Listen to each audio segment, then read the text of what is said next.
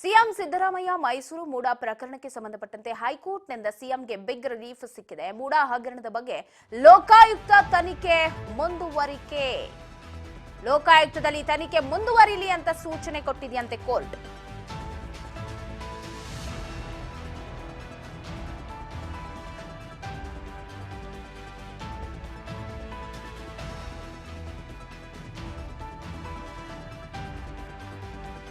ಮೂಡಾ ಹಗರಣದ ಬಗ್ಗೆ ಲೋಕಾಯುಕ್ತ ತನಿಖೆ ಮುಂದುವರಿಲಿ. 27ಕ್ಕೆ ತನಿಖೆಯನ್ನ 27ರವರೆಗೂ ತನಿಖೆಯನ್ನು ಮುಂದುವರಿಸೋದಕ್ಕೆ ಹೈಕೋರ್ಟ್ ಆದೇಶ ಕೊಟ್ಟಿದ್ದು, ಲೋಕಾಯುಕ್ತ ತನಿಖೆ ಯಾವುದೇ ಅಡ್ಡಿ ಇಲ್ಲ.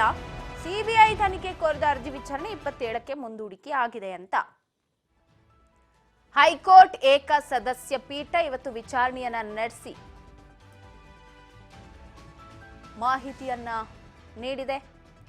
ಸದ್ಯಕ್ಕಂತೂ ಸಿದ್ದರಾಮಯ್ಯನವರಿಗೆ ಈ ತನಿಖೆಯ ವಿಚಾರ, ಅರ್ಜಿ ವಿಚಾರದಲ್ಲಿ ಬಿಗ್ ರಿಲೀಫ್ ಸಿಕ್ಕಂತಾಗಿದೆ.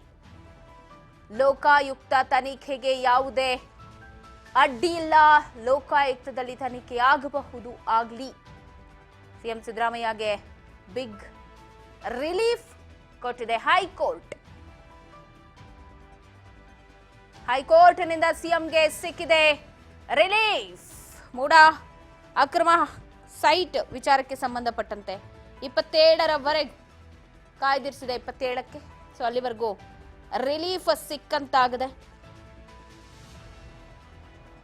ಸಿದ್ದರಾಮಯ್ಯಗೆ. ಈ ಮೂಡಾ ಪ್ರಕರಣದಲ್ಲಿ ಸಿದ್ದರಾಮಯ್ಯ ಇಡೀ ಫ್ಯಾಮಿಲಿಗೆ ಸೈಟ್ ಅನ್ನು ವಾಪಸ್ ಕೊಟ್ಟಿದ್ರು. ತನಿಖೆ ಎಲ್ಲ ಆದ ನಂತರ ನಾವು ತಗೊಳ್ತೀವಿ ಅಂತ. ಬಟ್ ಆ ವಿಚಾರಣೆ ಅಂತೂ ಮಾಡ್ತಾ ಇತ್ತು.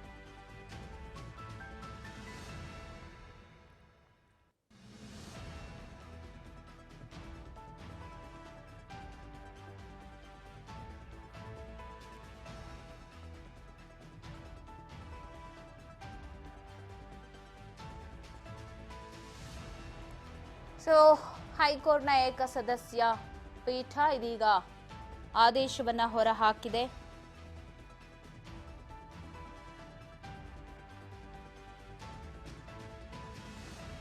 ಜನವರಿ 27ಕ್ಕೆ ಮುಂದೂಡಿಕೆಯನ್ನ ಮಾಡಲಾಗಿದೆ.